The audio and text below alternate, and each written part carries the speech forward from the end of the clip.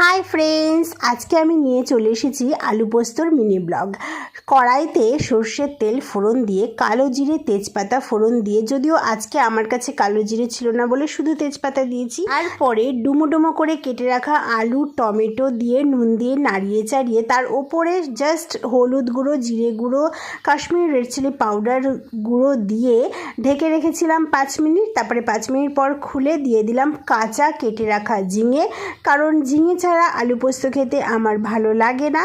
तारपरे आबारो दिए दिलाम ढाका दिए भात होच्छे और रान्ना करते करते आमी गिয়েছিলাম हापिए सामने गरमकाल आसছে सेटाई मने मने भाबছিলাম এইবার রান্না করতে করতে অনেক বেশি বেশি করে জল খেতে হবে। তোমরাও কিন্তু অবশ্যই খেও।